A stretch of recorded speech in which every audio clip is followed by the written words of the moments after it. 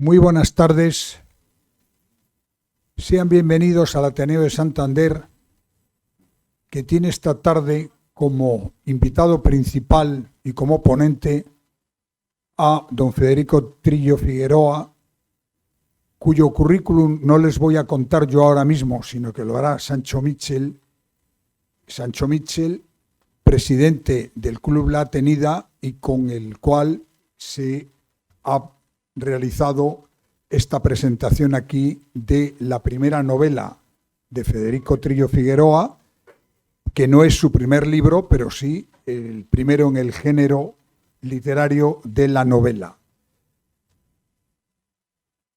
Quiero saludar también a los que nos están siguiendo a través de la transmisión en directo por streaming de esta presentación conferencia y sí adelantarles que la novela que se presenta ahora aquí se está vendiendo en la entrada y que cuando finalicemos este acto, Federico Trillo seguro que estará encantado de firmar ejemplares a quienes lo deseen. Y también recordarles que por favor hagan lo que yo voy a hacer ahora, que es apagar el teléfono móvil para que no nos interrumpa durante la presentación. Y yo ya sin más le paso la palabra a Sancho Michel, que va a hacer la presentación de Federico Trillo. Buenas tardes a todos y muchas gracias por asistir a este encuentro, a este diálogo que esta tarde tendremos con Federico Trillo Figueroa Martínez Conde, que aunque murciano, de Cartagena, fue durante muchos años candidato y diputado por Alicante en el Congreso de los Diputados. Todos le conocemos por su vertiente pública en el más estricto sentido de la palabra.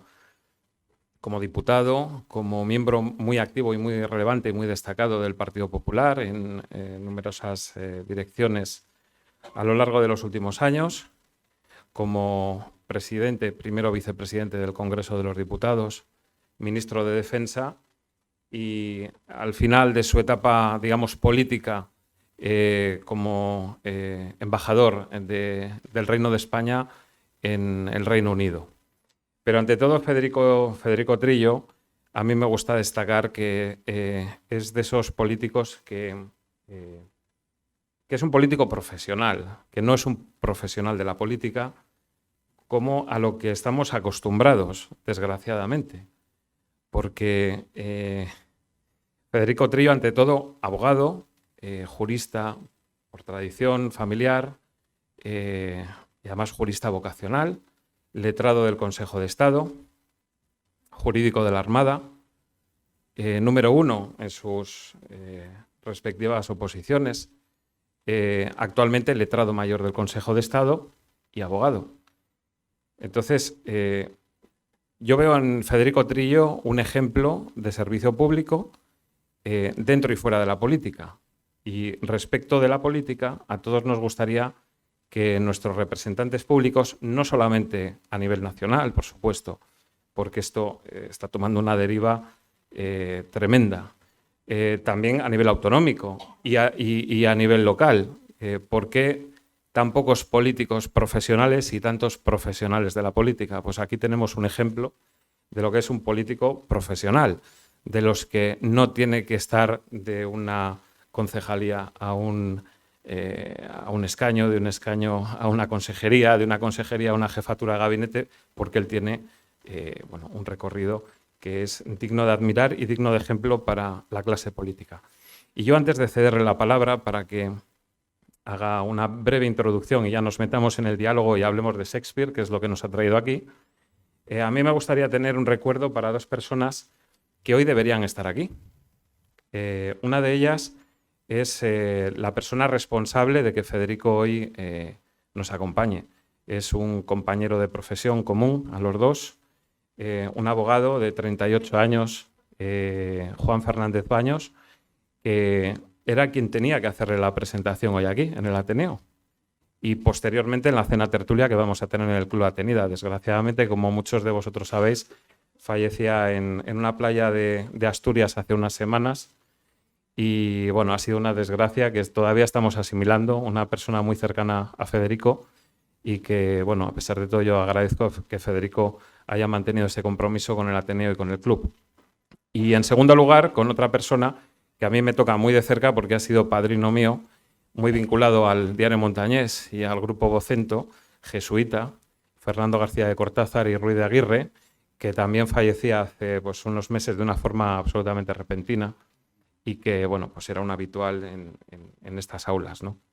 Entonces, como hablaremos de jesuitas y hablaremos de cómo Shakespeare en un ambiente y en una sociedad anglicana como es la británica se abrió paso el catolicismo a través de esas misiones de jesuitas, Federico Trillo, después de su introducción, pues nos dirá mucho acerca del catolicismo allí en el Reino Unido y de muchas otras cosas que yo ahora le cedo la palabra y comentaremos en los próximos minutos. Muchas gracias.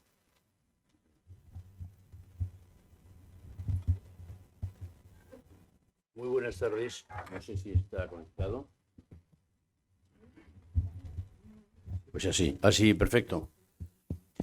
Repito las buenas tardes y mi agradecimiento a todos ustedes por su presencia, en la verdad, a estas horas de un viernes. Y para escuchar hablar sobre una novela histórica, pues es doblemente de agradecer. Tiene, de verdad, muchísimo mérito. Y mi párrafo inicial, que siempre ha de ser de gratitudes, en este caso son muy sentidas. En efecto, como ya ha anunciado Sancho Michel, se lo agradecemos al Ateneo, a Manuel Ángel Castañeda, su presidente, que desde el principio puso esta casa y esta institución a disposición de la presentación y que hoy nos ha acompañado pues volcado, ha hecho de todo, ¿no? Desde introductor a jefe de prensa a amigo de verdad, como al menos yo lo considero desde esta tarde para cuando él lo necesite o simplemente para cuando quiera disfrutar yo de su amistad. Es muy generoso, pero un poco hiperbólico en este caso. Hombre, vamos a hablar de literatura, hay que darle a la cosa un tono. Muchas gracias, de verdad, no hiperbólico para nada. Saben que está poniendo, por lo que me han contado, grandes amigos aquí presentes y antes, está pegándole un fuerte empujón al Ateneo y eso es algo que cualquier español, más en estos días menguados, ¿no?, tiene que agradecer, porque las instituciones sociales y culturales son las que reverdecen, refuerzan y ennoblecen la sociedad civil. A Sancho Michel también, al Club La Tenida, por supuesto. Luego tendremos ocasión de saludar a sus componentes y de disfrutar un poco de algún trago y alguna cena que creo que es suculenta juntos. Y me tengo que sumar al recuerdo a Juan Fernández Baños. La verdad es que me emociona pensar en un chaval, para mí, de 38 años, un abogado en ejercicio ejemplar que salta desde Asturias, en su tierra, a Madrid, en el cual ya había aterrizado bien, que teníamos relaciones que empezaban a ser de colaboración, con una tremenda fuerza, con lo que quería que fuera una proyección internacional del ejercicio de la profesión, y que se nos fue en estas cosas que decía muy bien el sacerdote que le ofició la misa funeral antes de anoche en Madrid.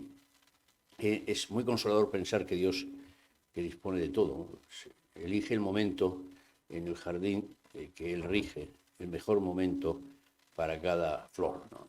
Las corta cuando Él considera que están más cuajadas y en sazón, con más hermosura en su color y en su perfume, ¿no? Y es verdad que Juan no podía ser mejor, era un chico extraordinario que se quedó en el mar que tanto amaba. Ha sido verdaderamente una tragedia que solo se compensa con esa fe que él y yo, desde luego, compartíamos y que es la que nos unió y nos une.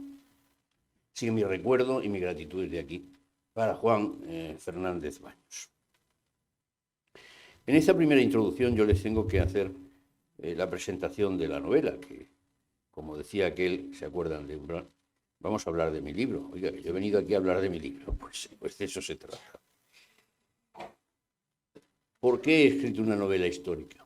Pues eso tiene un precedente que se ha citado. Yo escribí mi tesis doctoral, hice mi tesis doctoral sobre el poder político que ha sido siempre mi obsesión, no ya personal, que no tanto, cuanto intelectual, más constante en mi vida, en los dramas de Shakespeare. ¿Y por qué? Pues porque comprendí desde muy joven que el poder, que es una sustancia viscosa, pegajosa, omnipresente, aunque no lo creamos en todas nuestras relaciones, en todas, es algo muy inexpresable en términos que no sean la literatura. Me explico. El derecho constitucional, que es quizás junto al administrativo mi especialidad en el Consejo de Estado, y al que he dedicado pues gran parte de mi vida, expresa los límites y las formas de conducta del gobernante, del poder. Pero el poder va más allá y excede a la norma. Y no está solo en el derecho constitucional, está desde las relaciones de pareja a las relaciones familiares, a las relaciones empresariales y laborales y las de todo orden. Hay siempre alguien que manda y alguien que obedece. Podrá estar más o menos encubierto con el amor, la otra gran pasión de relación de los seres humanos, el amor y el poder. En el matrimonio, pues es evidente que primero es el amor, pero hay también un tour de force ahí, que voy a decirles hoy en día con el empoderamiento femenino, que han cambiado mucho las tornas, y efectivamente pues hay ahí una equiparación en lo que antes era solo la potestad marital. Yo aún estudiaba Derecho Civil con la potestad marital y la mujer la de las llaves, y fíjense ahora, ¿no?, que tenemos incluso pues un gobierno en el que hay más mujeres que hombres, lo cual es, por cierto, para quienes tenemos más mujeres en la familia que hombres, pues es un gusto. Le digo eso, por ejemplo, de que el poder está constantemente en las relaciones humanas. Claro, si está presente en las normas, en la literatura, en las relaciones por excelencia, las dramáticas, las trágicas, incluso las cómicas, tiene que estar. Y así lo vi con claridad una noche de verano, como no podía ser menos, leyendo a William Shakespeare y leyendo su obra sobre el poder capital, Macbeth, que para mí es la expresión más acabada de la tiranía en el mundo artístico, en estético. Incluso, nadie lo tome a mal, pero yo comprendía estaba yo terminando la tesis durante los últimos años de mandato de Felipe González, que quien nos lo diera, y comprendía algunas cosas, ¿no? Es decir, ¿por qué está tan encerrado en la Moncloa? Decía su propia gente. Fíjense que hay distancia, no ya de tiempo, sino de categoría, con algunas otras cosas, ¿no? ¿Por qué está tan encerrado? Pues Macbeth, porque el poder va aislando, va distanciando, va separando, e incluso en una personalidad que ha conquistado el poder ilegítimamente con el crimen y que lo ejerce tiránicamente con el crimen, pues termina produciendo la paranoia total, confunde la realidad, hasta que venga, si se moviera el bosque para quitarme, hasta que no se mueva el bosque no me iré, y se mueve el bosque, porque se camuflan con ramas los soldados del ejército que al final le depone. Bueno, eso me llevó a hacer la tesis. La tesis tuvo una muy buena acogida académica, ya se ha dicho, y también editorial. Espasa me dijo que la sacaba y la sacó completa, cosa que yo les aseguro que este libro no es tan tostón como la tesis. A mí la tesis me entusiasma, pero comprendo que para ser un libro comercial pues hay que echarle valor porque son muchas páginas y material muy, muy, muy denso. Pero me dejé cosas abiertas, ventanas abiertas, porque allí se trata objetivamente de las obras dramáticas. Pero por un lado no estaban las comedias de Shakespeare, que son comedias, historias y tragedias, en las historias, tragedias, sí. Pero por otro lado, sobre todo lo que no estaba el autor. El autor, yo cogí las obras en sí mismas, sin poder evitar el referente al autor, pero no había estudiado su biografía, y sobre todo ahí la biografía de Shakespeare, grandes incógnitas. Allí solo resolví esa, que a mí me parece muy, muy patochada, de que no era el autor de sus obras, sino que era Francis Bacon, personaje en esta novela, o el conde de Essex. No, Shakespeare fue Shakespeare, y hay más documentos sobre él y sus obras que sobre Cervantes y Lope de Vega sumaos. No quiero decir que Shakespeare valga más, simplemente que documentos históricos de su persona. ¿Dónde están las incógnitas? Pues lo más de moda, y esta novela es el tema capital, ¿era o no era católico? en una Inglaterra, como ha recordado Sancho, anglicana. Shakespeare nace en 1564, 64, sí, cuando lleva 30 años establecido el cisma, pero un cisma en un siglo en el que las comunicaciones, no hace falta que lo diga, sin televisión, sin radio, sin periódicos, sin nada, son muy lentas y por tanto establecer matices a lo que era la doctrina de siempre de la Iglesia en Inglaterra, como eran matices lo que se estableció por el cisma anglicano, pues era muy difícil que llegara totalmente al pueblecito en el que se crió Shakespeare por un compañero suyo de juegos, que era un compañero de su padre como comerciante, que se llamaba George Cowdray, que es el personaje real que está en el fondo de esta novela. Porque descubrí estudiando, pero que fuera descubrimiento arqueológico, pero descubrí que este George Cowdray, el compañero de juegos y de estudios de infancia de Shakespeare, el que va con él a la escuela, el que luego van a un centro donde estudian, que también está muy de moda, Houghton Shower, se va a jesuita. En la Inglaterra anglicana escapa al continente, porque allí no se podía estudiar, en los seminarios se hace sacerdote y se hace jesuita. Como quiera que los jesuitas, cuando iban a la misión de Inglaterra, a misión porque ya era tierra, digamos, de paganos, o de herejes si lo quieren, cambiaban de nombre, cogían un nombre de guerra, pues el William Sankey, pienso yo, bien pudo ser el nombre de George Cowdray. Y por tanto que la vida de William Shakespeare y la de George Cowdray, William Sankey, siguieran ligadas. Segundo momento, y ya dejo que Michel corte por donde quiera. Al terminar la tesis, de las incógnitas que me quedaban por cerrar, aparte de la de la catolicidad y la de la sexualidad de Shakespeare, su afectividad, etcétera, es un tema muy debatido hasta la saciedad, solo hay un ejemplar en el mundo de las obras completas del gran autor, del gran bardo, como le llaman, que esté censurado por la Inquisición, por el Santo Oficio romano. ¿Pero Shakespeare estuvo censurado por el Santo Oficio? Sí. Y el único ejemplar que subsiste de esa censura, el original, está en Valladolid. ¿Oh? Hubo un seminario que fundó Felipe II después de la derrota de la Invencible en Valladolid en 1589. Y allí supe, por un estudioso de los años 20, que había un ejemplar censurado. Voy a ver dónde está eso. Entró alguien de mi gabinete y me dijo, en las páginas amarillas viene la dirección. Seminario de San Albano. Llamé, se pusieron al teléfono ingleses y me recibió el rector del seminario en la puerta, yo era entonces presidente del Congreso, y muy solemne me dijo, bienvenido, señor presidente de las Cortes de España. Llevamos 400 años esperándole. Bueno, y allí empezó esta novela. Fotocopié lo que era un ejemplar facsímil, con todas las censuras, y sobre esas censuras, la vida de Shakespeare y la mucha bibliografía que se ha escrito, construí las vidas paralelas entre William Sankey y William Shakespeare, su amigo. Y esto es lo que les traigo hoy a presentar, una novela histórica sobre la Inglaterra de finales y España de finales del siglo XVI y principios del siglo XVII. Bisagra de 2 siglos y de 2 imperios, porque el español empieza entonces a decaer y el británico empieza entonces a ascender. Nos preguntamos, Federico, ¿en qué ha cambiado tu visión sobre Shakespeare tras escribir esta novela?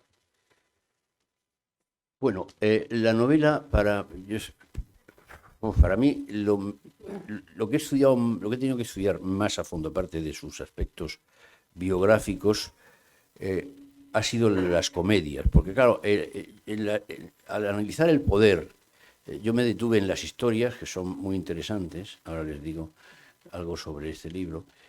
Las historias son pues los reyes de Inglaterra que precedieron al Enrique VIII del Cisma, que también tiene su obra por Shakespeare, y las tragedias, el Macbeth, el Otelo, el Hamlet. Pero las comedias pues las había obviamente leído, visto representadas, pero no las había estudiado tan a fondo. Y resulta que en efecto es un tipo muy divertido. En términos muy ordinarios, son procedentes de ese lugar, ¿no? Pero bueno, para que nos entendamos, ese tipo era un cachondo, es decir, era una cosa muy divertida, las cosas que escribió en las comedias. Y eso me hizo entender mejor su personalidad. Porque, claro, cuando tienes que meterte en la vida afectiva del personaje, pues primero hay que ser delicado. Pienso yo, hay gente, bueno, yo recuerdo una persona que me dijo, si la novela no tiene sangre, sexo y crimen, no vale para nada. Pues nada, miré otro editorial, luego rectificaron. Pero yo no soy de los que en la novela, pues eso, hago cosas descarnadas. Hay de todo, ¿eh? O sea, hay sangre por un tubo, pero de los mártires ingleses, de los jesuitas que van allí en misión. Hay sexo, bueno, pero de una manera, digamos, correcta, ¿eh? Y todo eso lo tenía que analizar en William Shakespeare. Y tuve que ser, pues, primero, serio y delicado, ¿no? Y he descubierto, pues eso, que era un tipo con una finura de espíritu espectacular y también con una vida emocional fantástica. Fíjense, también me hizo profundizar, no solo en las comedias, que donde de verdad son divertidas, porque él tiene del amor una visión, si se me permite decirlo así, un poco superficial y frívola. ¿Por qué? Bueno, porque cuando empiezan ya las vidas de Sankey, el censor, y la suya a bifurcarse, es porque Sankey, que ya empieza a tener barruntos de su vocación religiosa, no acompaña a William Shakespeare en sus escarceos por los bosques cercanos a Stratford-upon-Avon, su pueblo, a ligar, y algo más que ligar, con las mozas, ¿no? Y es ahí donde Shakespeare conoce a la que fue luego su esposa, Anne Hathaway, el nombre que lleva ahora una chica, una artista monísima, que se hace unas orejas un poco grandes, pero una artista monísima. Anne Hathaway, a la que deja embarazada cuando Shakespeare tiene 18 años y ella tiene 24, le llevaba 8, mayor que él. ¿Qué pasa? Que él debió tener cierta facilidad para el ligue. Y entonces lo toma siempre un poquito a la ligera. Y de ese matrimonio forzado, sinceramente, porque es así, eso sí que está documentadísimo, porque de eso viene su primera hija, Susana, pues le queda a él como una conciencia quizás frívola del amor, que sin embargo contrasta con la que tiene luego, que ahí sí que hay para dar y tomar, en su poesía, en los sonetos. Los sonetos y la poesía de Shakespeare no están en la obra censurada, cosa de la que se alegra mucho el censor, el protagonista, porque son de una potencia poética tremenda. Dice, menos mal que no he tenido yo que encima censurar esto. Pero lo curioso, como probablemente saben muchos de ustedes, por algo están aquí, y si no, para introducirse en Shakespeare, se lo digo ya, los 26, 25 primeros sonetos están dedicados claramente a un hombre, y a un hombre joven. Claro, a eso hay que darle una explicación, porque si por un lado era frívolo en el amor y por otro habla con esa pasión de ese joven, pues a eso hay que buscarle una explicación.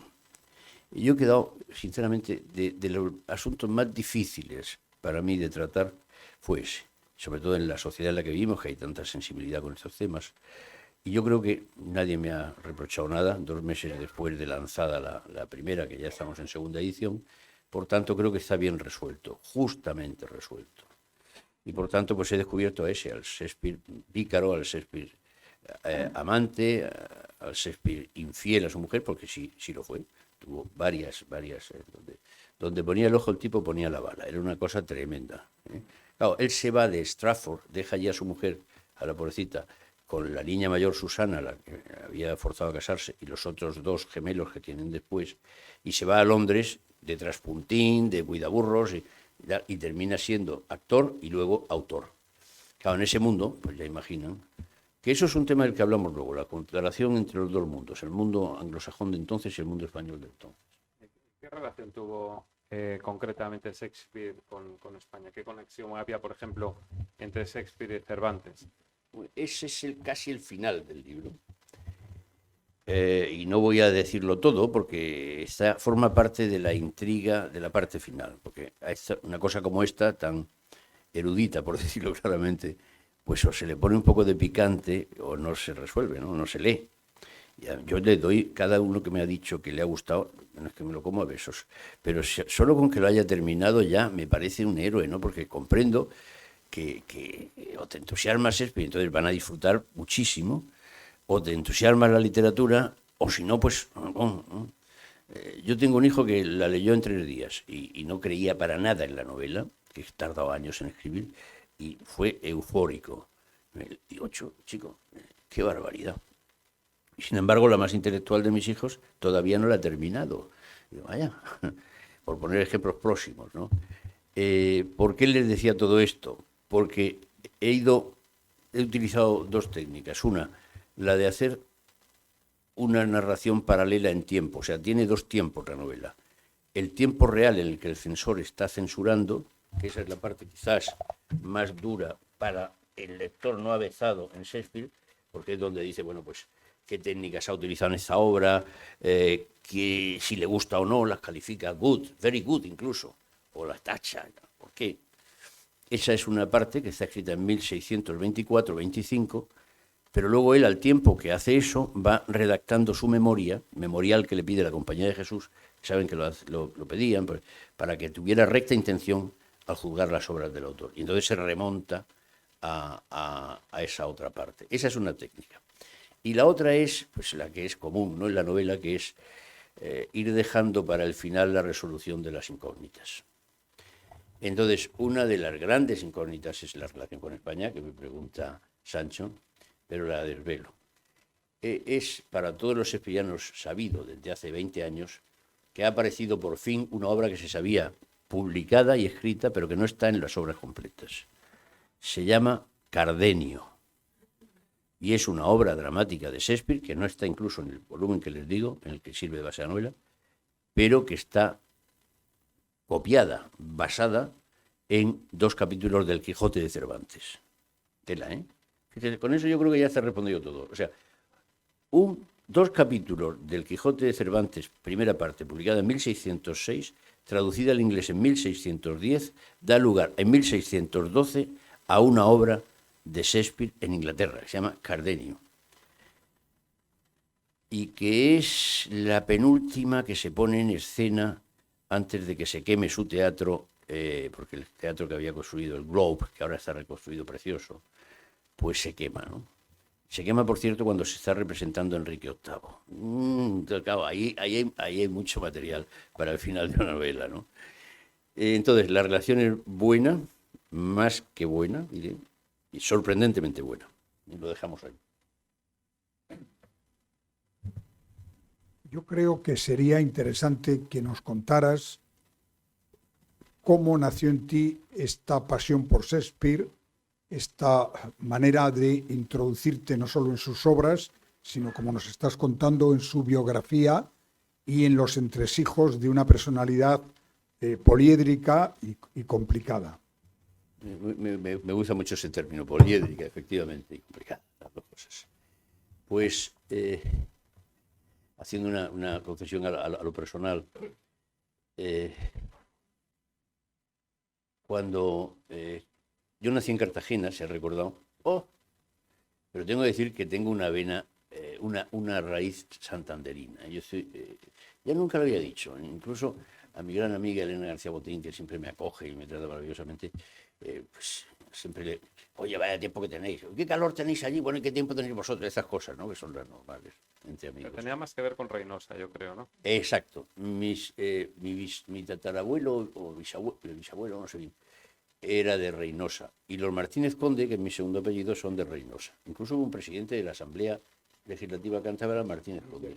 Guillermo, claro. Y yo estaba allí en un pueblecito, ahí están los Martínez Conde. Este señor era notario y se fue para un sitio que era entonces la California española, llamaban la Unión Murcia, por las minas de plata, de cobre, de plomo. Y allí se estableció, allí compró medio Cabo de Palos, que luego se transformó en ese horror que es La Manga, y allí nació mi madre, que se casó con un marino. Por tanto, mi vena santanderina queda relevada, y además mi madre era la pareja que constituyeron mis padres, digamos, era el artista. Mi padre era el marino y el jurista. Le dedico la novela a ellos. Mi padre fue alumno de los jesuitas y mi madre me llevó por primera vez a ver una obra de Shakespeare en Madrid, en el Teatro Español, casi nada, ¿no? Yo entonces tenía 15, 16 años y fuimos a ver Medida por Medida, de William Shakespeare. Excelente. Excelente, yo no sé cómo puede un niño de 16 o 15 años gustarle semejante cosa, pero bueno, yo que estaba entonces ya lanzaba estas líneas. ¿Por qué?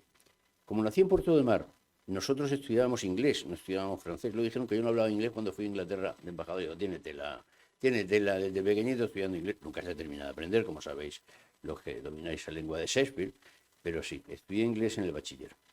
En Cartagena era común, teníamos un profesor en el instituto que empezaba la clase con el Padre Nuestro, Our Father, who art in heaven, el Padre Nuestro en inglés, ¿no?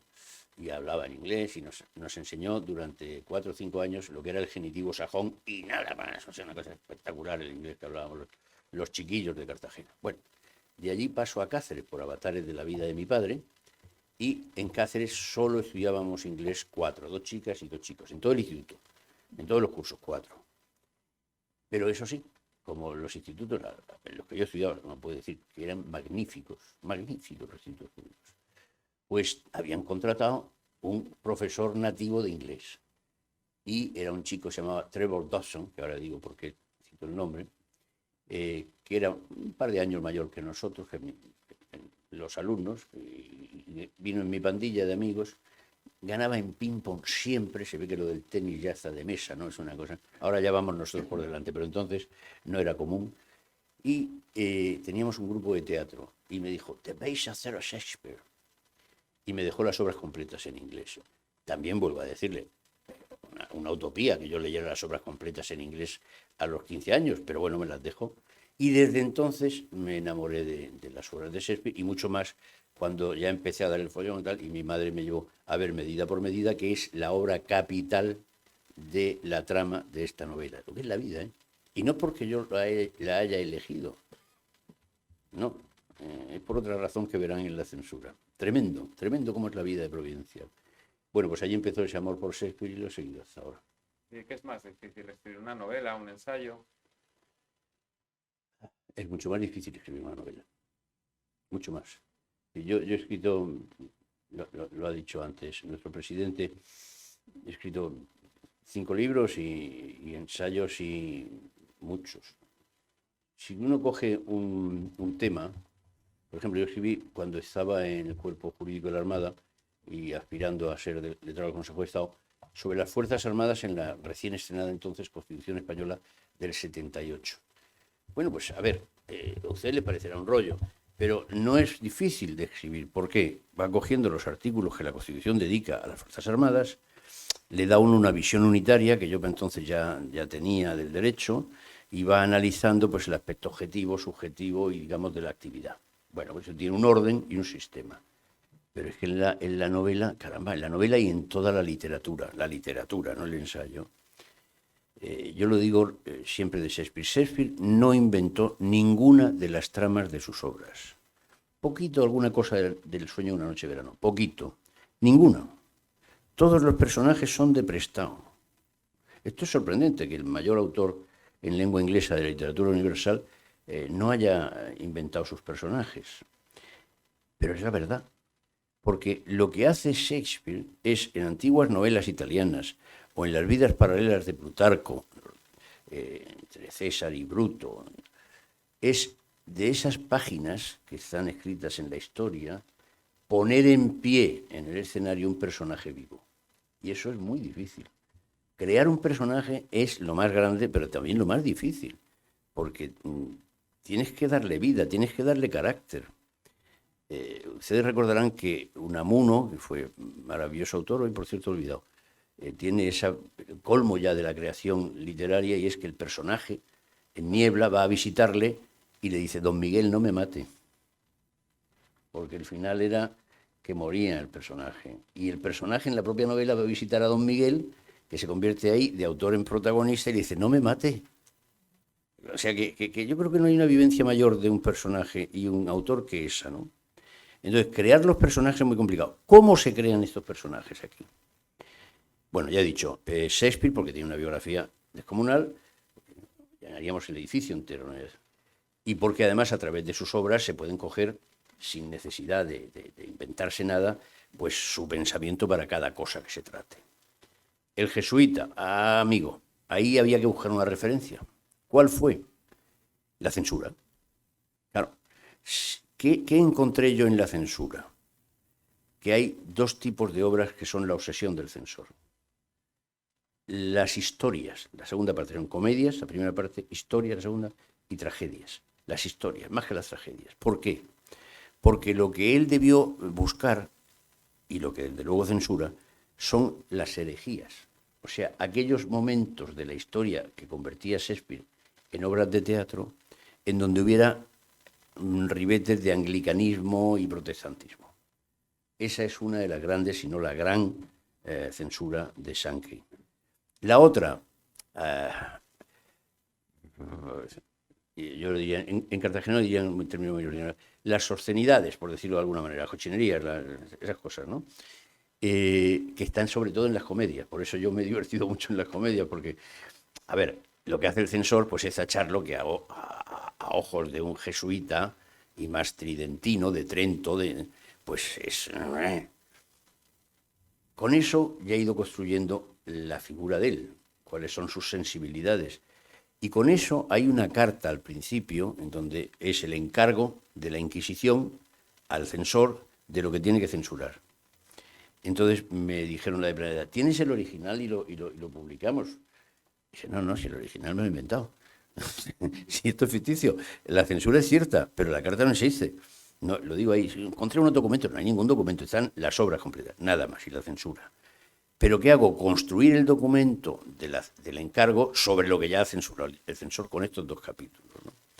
Luego hay otra serie de personajes que crecen por sí mismos. Es decir, me presentó la novela en Madrid entre Joaquín Leguina, y dije, hombre, vamos a presentarle en el Congreso de los Diputados, pues que sean 3 diputados que hemos escrito novelas. Joaquín Leguina, por la izquierda, un servidor por la derecha, porque nunca he ocultado mis convicciones políticas, y por el centro, Marta Rivera de la Cruz, que es una extraordinaria novelista y que pertenece a Ciudadanos, ha sido diputada y hoy es consejera de Cultura en Madrid. Y Marta Rivera de la Cruz, en la presentación que dijo, bueno, la pondría yo de prólogo las cosas que dijo esa criatura en la presentación en el Congreso, dijo, en la novela hay personajes de todo tipo. Hay personajes buenos, hay personajes malos y hay personajes malos malísimos. Y es verdad. ¿Y eso por qué?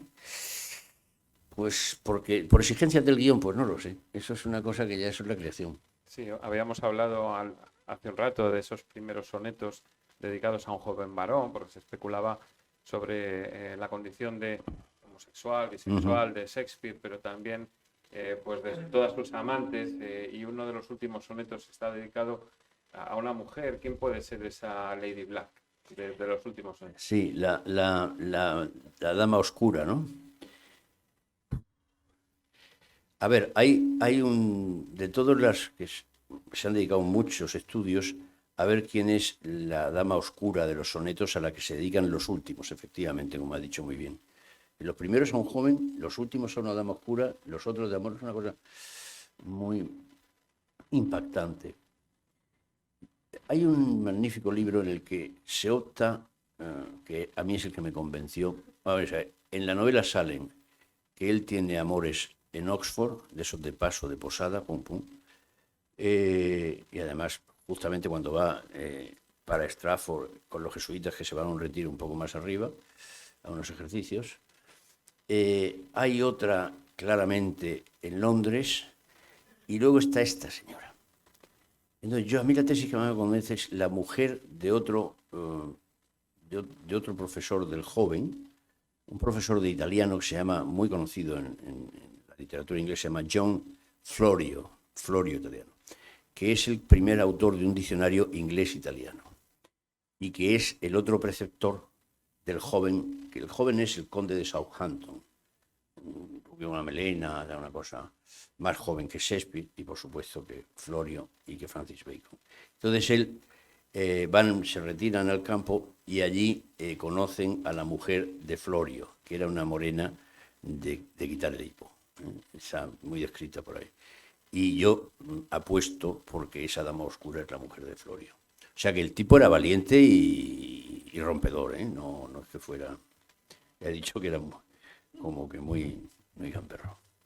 Bueno, en el inicio de esta presentación nos has hablado, yo creo que con bastante pasión, sobre el poder en todas sus matices y en todas sus circunstancias, y yo creo que en Shakespeare el poder sigue siendo uno de los elementos centrales.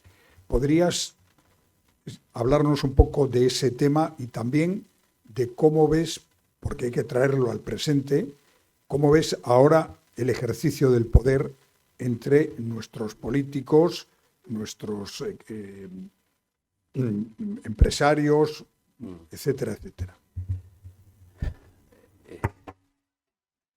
Hace un ratito, al empezar esta sesión, antes de empezar, hacía una entrevista para el diario Montañés y amablemente me han recogido y me han hecho una pregunta semejante. A mí el poder me ha obsesionado toda mi vida. Créanme que de los muchos miles de libros que tengo en casa para desesperación de mi mujer y antes de mis hijos que vivían entre libros, pues el poder ocupa gran parte de ellos.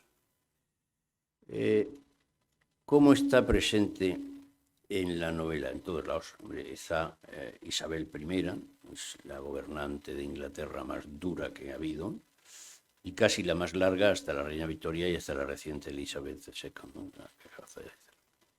Está Felipe II en España, que para qué quieren más, es el tipo más importante que hemos tenido, el español más poderoso de la historia, ¿no? Espectacular. Y Shakespeare, que eso lo capta como una esponja, ¿no? Lo absorbe. Y está el jesuita, que al estar en la corte de Londres, en su segunda etapa, y en la del conde joven de Southampton, que era uno de los grandes títulos del reino, y el conde de Essex, que es el que saquea Cádiz, que también sale en 1596, pues se deja llevar por la cosa.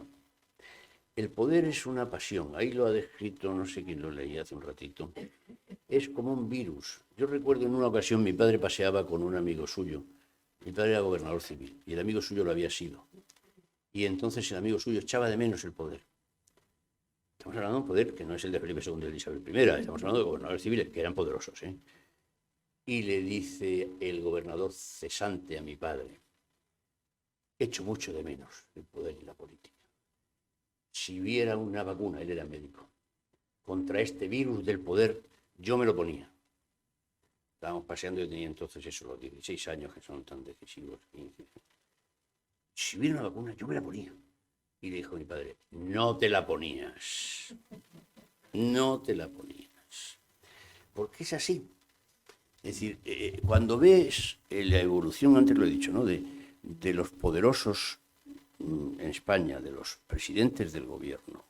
Lo he recordado, lo he dicho hace un momento, pero no sé si ha sido aquí, a la de entrevista, perdónenme si me repito, que se van quedando solos. Sí lo he dicho aquí. ¿Por qué? Pues porque el poder es autofágico, es decir, consume al que lo ejerce, devora, te pone por encima, solo escuchas a los aduladores, aunque creas que no. Bueno, y te molestan los ¿qué es lo peor que sacó el poder de Federico Trillo? De mí, Lo peor que sacó de Federico Trillo. pues los muchos errores que he cometido en mi vida. Yo tengo una ventaja, a ver, y es que como soy católico practicante, me confieso. Y eso me lo hizo ver un gran poderoso en ese país, tipo de primera, no se escandalicen. Alfonso Guerra González. Alfonso Guerra y yo tuvimos una reyerta tremenda en el Congreso de los Diputados, en la que le metí yo, porque él no estaba en el debate, estaba el pobre con lo del hermano, lo acababan de cesar y tal. Y yo lo metí en el debate porque estábamos discutiendo la ley Corcuera. Y fue terrible, pero el país titulaba: Trillo y Guerra protagoniza el mayor escándalo parlamentario. No sé dónde meterme. Y entonces al salir le pregunta a la prensa a Guerra, y Guerra dice: ha sido muy malo, ha sido muy malo, va a tener que ir a confesarse. es siempre acertero. Entonces ya luego, obviamente, en la política... Hablamos de la famosa ley de la patada en la puerta. La patada en la puerta, sí, a que recurrí yo y ganamos, gracias a Dios. Pues dice el sol, pobre Corcuera. Bueno, eso es igual. El caso es que Guerra y yo ya hicimos las paces en el 92 en la Feria de Sevilla. Y dije, oye, Alfonso, es que confesarse gratis, vente. ¿Y para qué vale? Digo, para quedarse tranquilo y rectificar los errores y reconocerlos. O sea que yo lo reconozco. Y toda esa parafernalia de los coches oficiales, las secretarias, los jefes de gabinete. Te acostumbras. Sí. Las tarjetas para el que las tenga. Deslumbra el asunto, deslumbra. Claro, pierdes el contacto con la realidad. ¿Cómo? Terminé de embajador y difícilmente sabía teclear un email. Digo la verdad, me humillo porque es la verdad. Y termina siendo pues un poderoso que tiene secretarias, coches, choferes, escoltas. Tampoco es todo así tan... Si, por ejemplo, a mí me han dicho, qué incómodo ir con escolta. Mire usted, no, déjame la teoría, no es incómodo ir con escolta. Porque uno va muy seguro y porque además yo me hice muy amigo de mis escoltas, porque era entonces, ahora ya por edad no llego tanto, pero era un ciclista no despreciable. Claro, ellos me pegaban unas palizas porque yo compré bicicletas para ellos dos, me podía ir solo, y algún incidente tuve con los berracos ahí de vecinos, y entonces venían conmigo y nos hicimos muy amigos muchas gracias, los escoltas. Bueno, el poder, todo eso son accesorios. Lo peor va por dentro, o sea, el poder es te concome. Claro, si no tienes límites morales, y hoy, bueno, es que yo creo que no se saben por muchos lo que es eso, ni lo que significa, ¿no? No ya cuáles son, sino qué significan límites morales. Pues entonces te conviertes en una fiera, ¿no? A mí me han preguntado, no quiero ser ofensivo contra ningún partido ni contra nadie, yo ya no estoy en política, pero soy español y soy responsable. Me han preguntado también hoy, por entrar directamente a lo que está en la mente de todos. ¿Qué personaje de Shakespeare encarnaría Pedro Sánchez? He dicho, ninguno. No. Porque Pedro Sánchez no tiene categoría trágica. Tiene categoría pícara. Es decir, pertenece a la más genuina tradición del pícaro español. El que miente cada día, el buscón, miente cada día para mantenerse en el poder y se lleva la contraria a sí mismo. Ese es el tipo, ¿no? No Pensé que le habían preguntado por qué personaje se parecía más a Miguel Ángel Revilla dentro de la yo novela. No he tratado a Revilla, no lo he tratado. No, tengo que tener un respeto a ese presidente de la comunidad y no lo he tratado. Pero como expresidente del Congreso de los Diputados, ¿cree que esa imagen del Congreso de los Diputados y de los diputados ha empeorado considerablemente desde su época? Hombre, me han preguntado si ha bajado el nivel intelectual, tampoco sé si lo he dicho ahora en la entrevista. He dicho, no sé si ha bajado o no. Anteayer me dieron un dato que me dejó escalofriado. El 40% de sus señorías no tienen estudios superiores. El 40%, casi la mitad de la Cámara. ¿Y vida laboral de los restantes 60? El 60% no había cotizado antes de ser diputado. Hablábamos antes de esa dicotomía. Es brutal. Claro, las cosas no son casuales. No se puede. Habíamos diferenciado antes entre... Pero en fin, ya estamos entrando en política. Vamos a la literatura. Venga. No, tú puedes preguntar lo que quieras, que paso diriges. Sí. No. Yo sí, para rematar esta parte, y seguimos con la literatura, y ahora mismo hay una sensación, creo yo, entre una gran parte de los españoles, una sensación de estar atónitos ante lo que ocurre, cambios permanentes, constantes, y sobre todo una sensación de que no hay nadie que lleve el timón de la nave. ¿Hasta qué punto, cómo lo ves tú, cómo lo analizas, y cómo crees, y esto ya a lo mejor es un poco más comprometido, cómo crees que van a resultar las próximas elecciones? Eso más que comprometido es profético, ¿no? Yo, sinceramente, todo el mundo sabe mi trayectoria, la habéis recordado, habéis tenido la amabilidad de referiros a ella. Deseo, obviamente, que gane el Partido Popular, y no solo en términos personales, sino en términos objetivos. Me explico porque contesta en gran parte a las diferentes preguntas que van implícitas en la tuya. En el año 89 yo era un profesional, Consejo de Estado, y dirigía la asesoría, era secretario general técnico del Grupo Parlamentario de la Coalición Popular, que eran 3 partidos, 4. Y el grupo, que entonces éramos amigos, Rodrigo Rato, José María Aznar, liderados por Miguel Herrero de Miñón, y Francisco Álvarez Cascos, decidimos hacer la refundación del Partido Popular. Porque vimos que con las leyes electorales en la mano no había manera de crear una alternancia y por tanto una limitación del poder si no se hacía un partido en el que cupieran de la derecha a la frontera del PSOE. Y lo hicimos. Absorbimos al entonces democristiano PDP, al Partido Liberal, que era menos liberal que lo que las siglas indicaban, pero buena gente. Y también, y esto fue una labor en la que yo fui el coordinador general, estoy muy orgulloso, es probablemente después de mis 5 hijos lo mejor que he hecho en la vida. Y también muy personalmente el CDS del llorado Adolfo Suárez. Si eso no se da, o algo semejante, no se gana. Las elecciones, dicen los teóricos de la sociología política, no se ganan, se pierden por el gobierno. Y es verdad, si no es una tautología. Las elecciones se pierden antes que se ganan. Y las tiene perdidas de corrido. Ya diga el Tezanos ese lo que quiera. Las elecciones, este gobierno, no voy a entrar en las razones, que cada cual tiene las suyas, las tiene perdidas. ¿Pero las tiene ganadas el Partido Popular? No.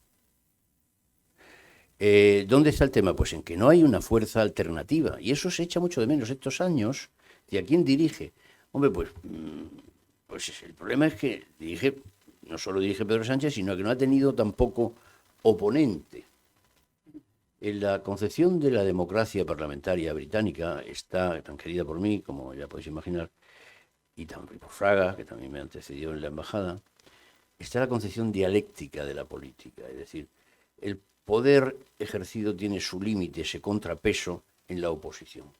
Por eso allí figura tanto en las biografías de las personas cuando han sido ministros, como cuando han sido ministros en la sombra, en el gabinete en la sombra. Aquí estas 4 últimos años no ha habido gabinete en la sombra, no ha habido oposición alternativa. Y no lo estoy haciendo como un reproche para una persona a la que tengo cariño personal, no me duelen prendas, que es Pablo Casado, no me duelen prendas. ¿Ya ha cicatrizado ya esa herida en el Partido Popular entre...? Sí, totalmente. No, en el Partido Popular no tiene ningún problema con Pablo Casado. Teodoro García Gea, que yo creo que, siendo paisano mío, tengo que decir que creo que fue más responsable de la burrada que hicieron con Isabel Ayuso y costó el final de ellos, sigue en el Parlamento. El otro día me lo encontré por la calle, muy cariñoso. Y me consta que Feijóo y Casado hablan de vez en cuando, porque Casado está teniendo dificultades de reubicación, aunque hay que reconocer que salió con una dignidad inigualable, O sea, se quitó de en medio en un discurso, dejó el escaño y se fue. No, el Partido Popular ahora mismo no tiene problemas de fractura interna. Yo personalmente creo que sí se ha comido ya el espacio de Ciudadanos y que ya ahí no queda nada. Quedan alguna persona notable, este chico que es fiscal, pero no le veo fuerza ya. Y en Vox, pues ahí sí que hay problemas internos, lamentablemente. Yo no conozco, son la mayoría de ellos, no los más duros, son, digamos, hermanos separados del Partido Popular, por los que tengo mucho aprecio, por tanto, empezando por Santiago. No hay peor cuña que de la misma manera, dicen, ¿no? Ya veremos, yo creo que todo se andará. Ahora se ha hecho público hoy que se han visto ya Abascal y Feijóo, porque hay que perderle el miedo. Es que, al final, una de las constantes de la situación dominante es que han puesto de moda lo que llamaba antiguamente el agitpro, es decir, agitación y propaganda. Es decir, meten la consigna y meten el perro en el campo contrario. Es decir, ha ido digamos, entre el gato por la gallina, y ellos cogen la gallina y el gallo le muerde al gato. Es una cosa asombrosa, ¿no? Es una capacidad de estar permanentemente haciéndole oposición a la oposición. Entonces, una de las cosas que habían hecho era que, de retro, que han hablado con Abascal. Hablar con Abascal y con quien haga falta. Si están ustedes gobernando con HB, ¿de qué estás hablando? Bueno, eso es lo que yo lo veo.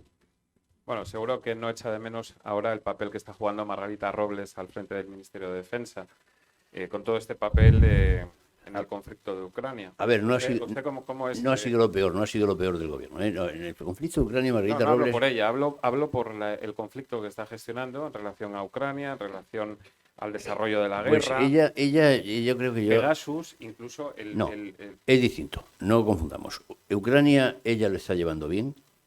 Yo creo que fue acertado enviar la fragata, aunque estaba previsto en unas maniobras, o sea que ahí se marcó un farol, estaba ya previsto que la fragata F-100 fuera para allá, el hablar del Lezo. Y eso lo hizo bien.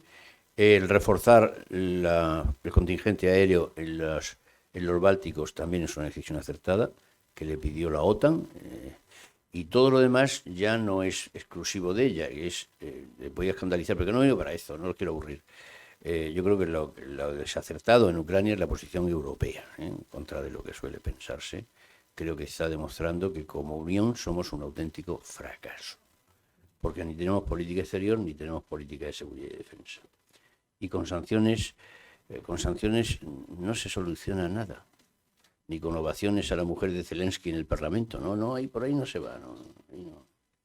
Sí, pero eso nos llevaría muy lejos. O sea que no es optimista con el desarrollo de la guerra. Es que se rompió el orden internacional en el 89 y no se ha vuelto a reconstruir. Y claro, el secretario general de la ONU, Guterres, hombre, mira, tú tienes capacidad para exigir una fuerza de mediación, de interposición entre los dos combatientes y convocar una conferencia de paz. Tiene capacidad de interlocución con las grandes potencias, China, India, los países emergentes, con los Estados Unidos. Los Estados Unidos prometieron 5.000 hombres, luego dejaron 2.500 y al final no llegó ni uno. Pongamos un poco de orden. Entonces, como el orden está fallando, o se pone de verdad sobre la mesa un poquito de poder y de voluntad de arreglo, o estamos así eternizados.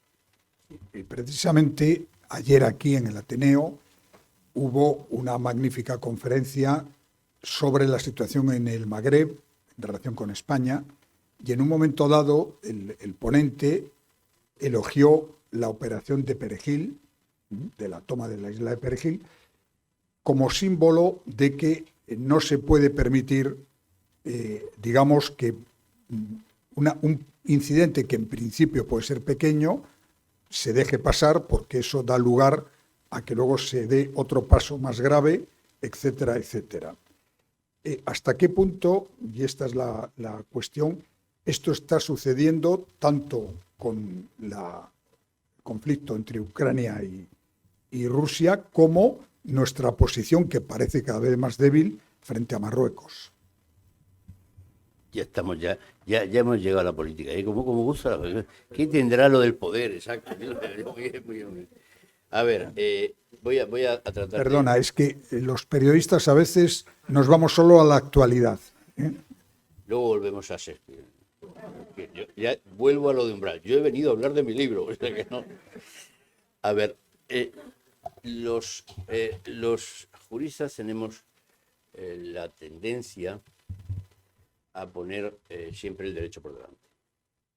Y en el mundo internacional se olvida el derecho, exacto. Es, como saben, la parcela de la actividad del poder donde menos se cumplen las normas, ¿no?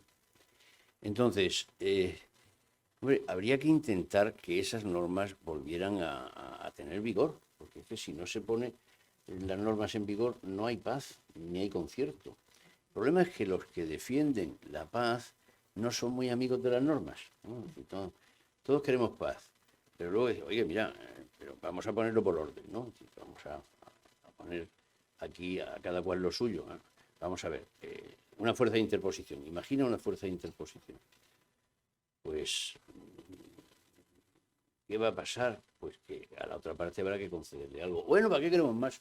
Bueno, pues entonces no hablemos de eso. Con Marruecos pasa igual. Es decir, a Marruecos en aquella ocasión, ¿por qué quedó, aparte del Alba y con tiempo fuerte de Levante y tal? Pero eso era porque es lo que figuraba en el diario de operaciones del buque que coordinaba. Y por eso lo dije yo en las Cortes, no porque tuviera yo una vena literaria cervantina entonces, pero ha quedado así, al alba y con viento fuerte de Levante.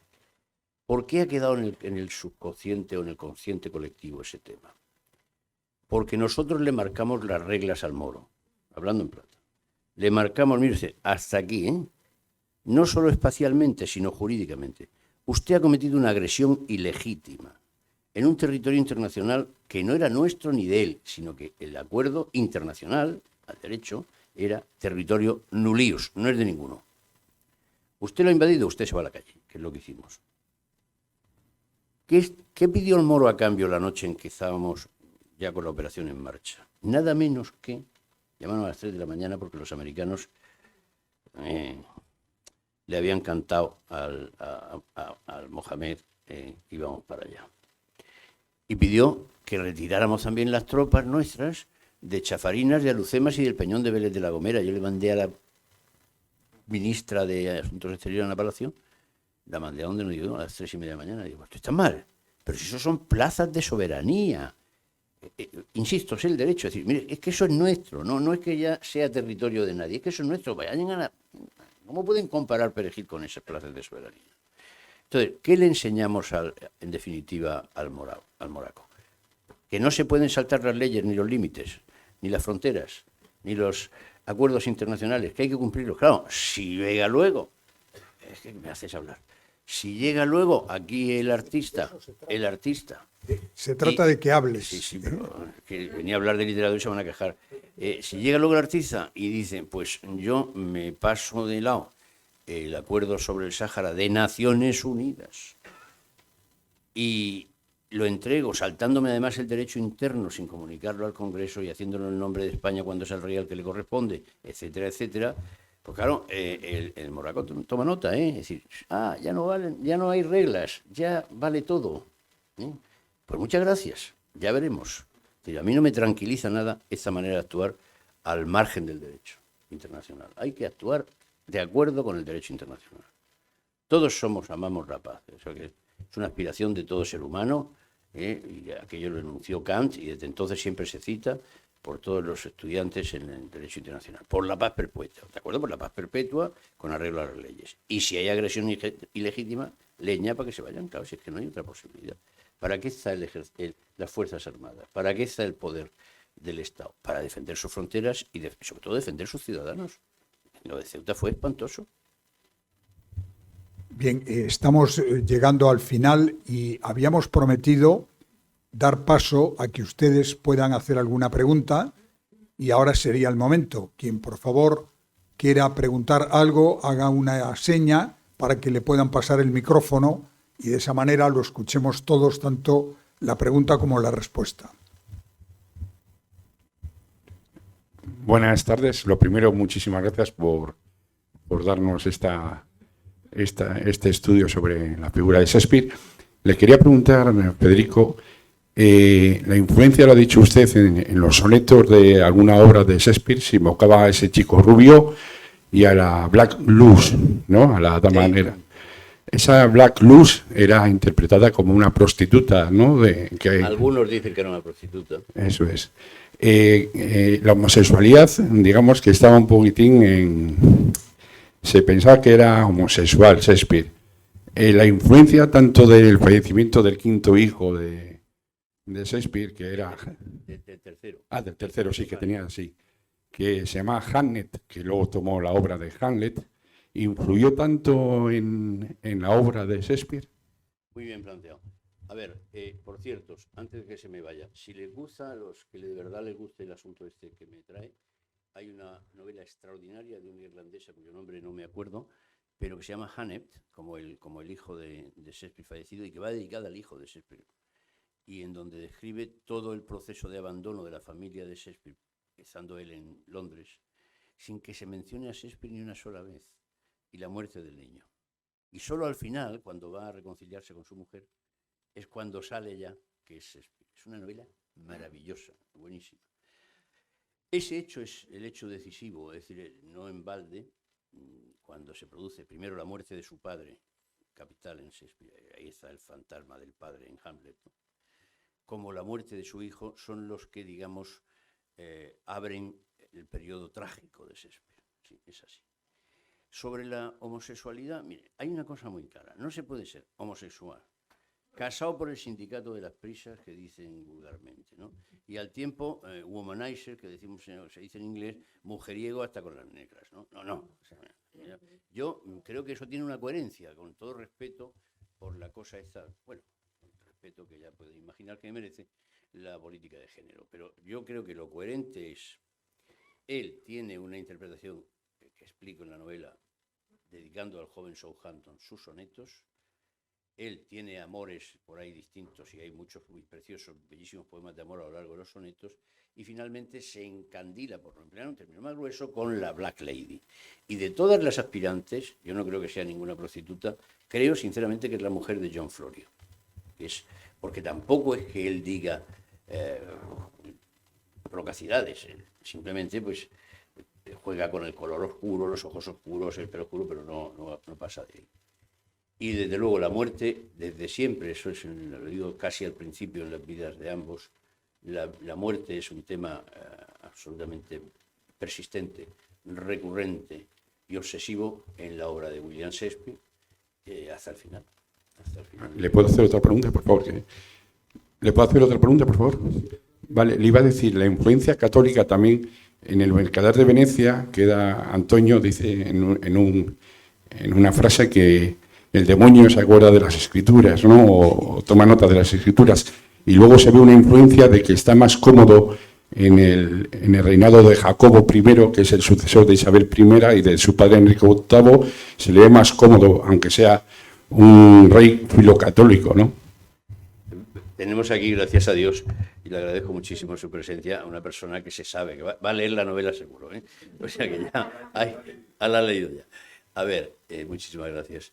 El catolicismo, yo es que no quiero desvelar el final, ¿no? El catolicismo está presente de una manera tan rotunda, tan innegable en Shakespeare, que hay dos tipos de aproximación al tema. La de los análisis de la obra, en la que salen 40 referencias, no todas correctas y respetuosas, que son las que el censor tacha, pero salen muchísimas al catolicismo, porque, insisto, eran solo 30 años desde el divorcio de Enrique VIII cuando él nace, ¿no? Y luego están los testimonios biográficos, y los testimonios biográficos son apabullantes. Es decir, esto no lo he dicho, mira qué bien, aprovecho la pregunta. La novela tiene, a mí me decían, oye, tú lo que tienes que hacer ahora es una tesis doctoral sobre las misiones jesuíticas en la Inglaterra anglicana. Y, hombre, tampoco. Sí, porque los jesuitas tienen el encargo del Papa de ir de misión a Inglaterra. Entonces, esto está en la propia trama de la novela. Y uno de ellos, que aparece ahí con toda claridad, este episodio que también aparece bastante al principio, es que luego es mártir. Los martirios salen aquí para que no se, para hartarse de sangre, para hartarse. ¿Verdad? Horrible. Pero claro, no solo existió la Inquisición, es que ellos también van de limpios por la vida, y hay que saber que aquí hubo para todos en la intolerancia. Entonces, un personaje lleva a Inglaterra una cosa que es un testamento pro forma, escrito para los católicos que se llaman recusantes, que son los que están manteniendo la vieja fe escondida en sus casas, en donde pueden ir a misa, ¿no? Y hagan testamento y dejen testimonio a su familia de su verdadera fe. Testamento que redacta el cardenal Borromeo, San Carlos Borromeo luego. Bueno, es en el suelo, en el techo de la casa de Shakespeare, aparece el testamento de San Carlos Borromeo, redactado y firmado por el padre de Shakespeare. O sea, vamos. ¿Qué pasa? Ese es uno de los muchos indicios que están casi todos o todos recogidos, intentados aquí, del catolicismo de su familia, es indudable. De él, bueno, ya veremos, la novela lo decide. Que a los ingleses esto, con todo respeto y cariño, pero tengo mucho aprecio. 5 años allí, esto es una carrera en britanismo, ¿no? Pero les molesta. Y por eso yo creí, bueno, lo estoy diciendo ahora por primera vez, me lo estoy diciendo mismo, que era necesario que alguien les recordara todo esto, ¿no? Con la novela como esta. Oye, mire, le voy a contar una anécdota, si tenemos tiempo, que les da la idea de cómo son, en este punto, en el punto del anglicanismo y catolicismo, que están muy próximos, es decir, al final son... Hombre, hay una cosa muy importante, que es lo de la transubstanciación, pero ya lo han quitado el juramento de la reina, pero bien, a lo que vamos. Como saben, uno de los primeros mártires de la causa anglicana es Tomás Moro, que por cierto constituyó otra obra de Shakespeare que no está en las completas, porque estos censores de allí lo quitaron, los de ellos, no los nuestros. Tomás Moro muere ejecutado, no como los mártires jesuitas, sino por haber sido canciller, hachazo en la cabeza fuera, ¿no? La cabeza se recupera, el cuerpo, y la cabeza se la lleva Margaret, su hija, Roper, casada con un Roper, a Canterbury, y está allí enterrada la cabeza. Entonces yo voy a Canterbury, que es una preciosidad. Los españoles nos sorprende, por lo menos a mí, muchísimo las catedrales que tienen. Es impresionante las catedrales que tienen. Y la de Canterbury es preciosa. Ahí está, a la entrada, qué emoción, el escudo de los Reyes Católicos. ¡Ole! Ahí estamos, aquí estamos, no lo quitáis. Y después de que me recibieran muy bien en Canterbury, me dijeron, oiga, y estuve en la tumba de Becket, otro mártir, pero no por ese tema, y la de Tomás Moro. ¿Quién es Tomás Moro? Sois Roma, anglicana, como no sabéis. No, nosotros no sabemos nada de Tomás Moro. No, este señor es el segundo del arzobispo de Canterbury, el que me está enseñando. Ya me di cuenta que era molesto y me salí. Tampoco fue fácil encontrar la iglesia St. Dunstan, en donde está la cabeza de Tomás Moro enterrado. Estaba muy abandonada. Allí, bueno, prescindiendo de anécdotas, vuelvo a Londres como muy descorazonado, ¿no? Por un personaje de esa dimensión, proclamado por Juan Pablo II, o por San Juan Pablo II, patrón de los políticos. Comprendan que yo tenía gran devoción por Tomás Moro, que me dejó muy desconcertado. Y el nuncio de su santidad del Vaticano en Inglaterra, que ya hay nuncio y esas cosas, antes no, pues era un señor muy divertido que sale a medias en la novela con un nombre cambiado un poquito, se llama Don Antonio Menini. Don Antonio Menini era el típico arzobispo, cardenal ahora Vaticano, encantador. Trátame de tú, yo tratar de tú a un arzobispo y a un nuncio y tal, me salía muy mal. Pero efectivamente hicimos una gran amistad.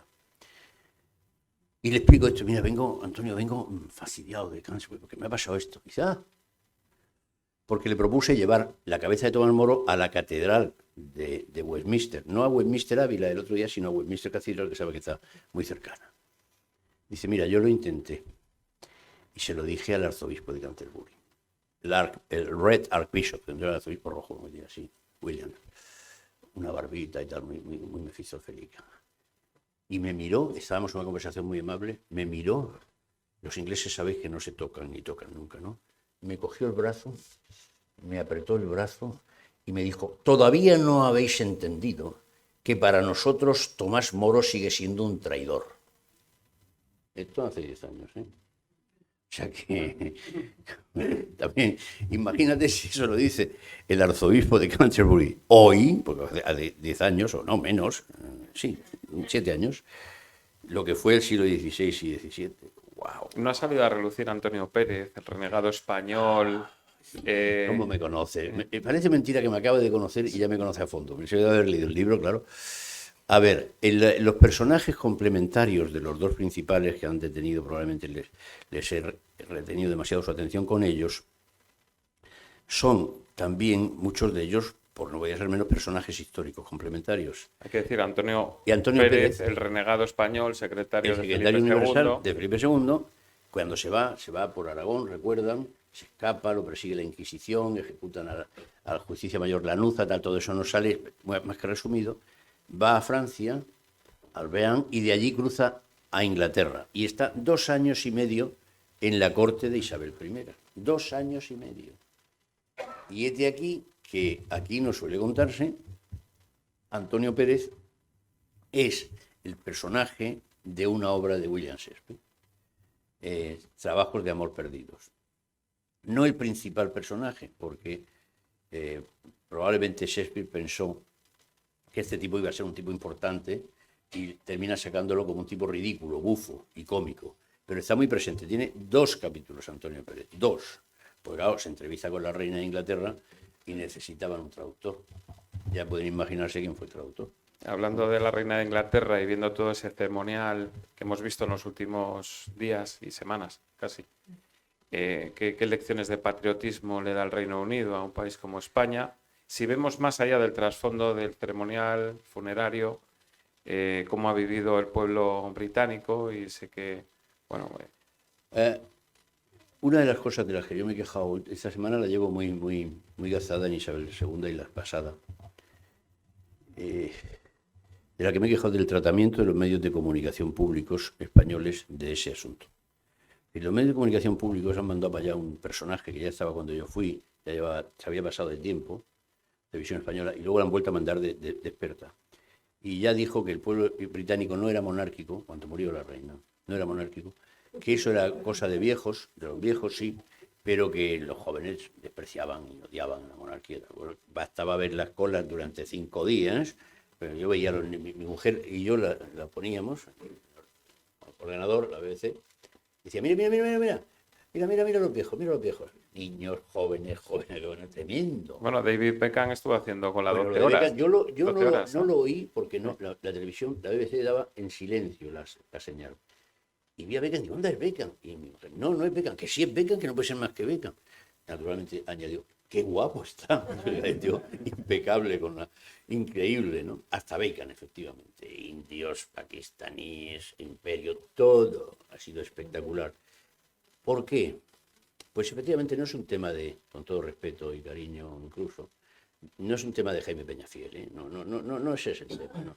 No es un tema de revista del corazón. Es decir, 1 millón de londinenses no salen a la calle, a las calles de Londres y hasta Windsor, 1 millón de personas a despedir a su reina después de 9 días de funeral y de más de 500.000 pasando por la Capilla Ardiente y 30 millones de británicos viendo la BBC el funeral. Eso es algo más. Eso es que ella encarnaba como símbolo político, que es lo que tiene que hacer la monarquía y la corona en este caso, la continuidad, la estabilidad, la permanencia de Britain en el mundo y en la vida de la gente. Hay que tener en cuenta además que han vivido con ella al menos 5 o 6 generaciones de británicos, porque claro, 70 años, pues suponen a 15 o 20 años, según Marías o según Ortega, cada generación, pues ahí estamos, ¿no? Y por tanto, todo el pueblo británico se ha volcado. ¿Por qué? Pues porque ella supo poner por encima de cualquier otra cosa el sentido del deber al servicio de la corona. Siempre. Allí hay una ventaja, para hablar claro. La concepción de The Crown es el Estado. El Estado allí no existe el concepto de Estado. Existe The Crown, y a lo largo de la historia, The Crown en the Parliament, con el Parlamento, The Crown con las Cortes, con los juzgados, The Crown con el gobierno, con el cabinet. Pero es The Crown, siempre es The Crown, es lo permanente, lo que pasa, y le van robando todos estos poderes a ella, a la corona, y le quedan pues los que son del derecho común, del common law, y algunos que son los de prerrogativa, y algunos que ya le han limitado las leyes. Entonces ella, al servicio de esa corona, de esa estabilidad, ejerce ejemplarmente. ¿Cómo? Decía un tratadista británico, perdón por la cita jurídica, en el siglo XIX, que es insuperable sobre la corona, decía, el rey constitucional que reina pero no gobierna, ni puede equivocarse, porque the king can do no wrong, ni puede actuar solo, porque traslada la responsabilidad de sus actos al referendario, que es el gabinete, el primer ministro, que es el órgano de enlace entre la mayoría parlamentaria y el pueblo, por tanto, y la corona. ¿Qué pasa allí para que no pasen episodios como los de aquí? Que en toda esa evolución de la corona, la corona inglesa tiene un patrimonio distinto del Estado, porque allí el Estado no existe, y de Hacienda, inmenso. Más de la mitad de la calle Regent y de la calle Oxford, que son el cruce, como, vamos, para ponerlo fácil, con la Gran Vía y Callao, son de la corona. La otra mitad es de Amancio Ortega, por cierto. Lo ha comprado todo. Entonces, la corona, sin problemas financieros, porque incluso llaman la firma porque está reconocido que ellos tienen sus negocios, y dedicada exclusivamente a mantener el prestigio de la corona, ella tiene derecho a escuchar y ser escuchada, a aconsejar, es lo que decía Bagehot, y advertir. Y esta es su función. No, eso, con 15 primeros ministros de la talla de Winston Churchill, a Margaret Thatcher o Harold Wilson, tela, ¿eh? Y no se ha conocido nunca una sola conversación de despacho de los lunes o de otros días entre esos 15 primeros ministros y esa monarca. Impecable. Ese ha sido el secreto. Muy bien, pues una última pregunta porque ya estamos fuera de tiempo, puesto que, como les he dicho, ahora quienes quieran podrán venir para que Federico Trillo les firme esta novela maravillosa.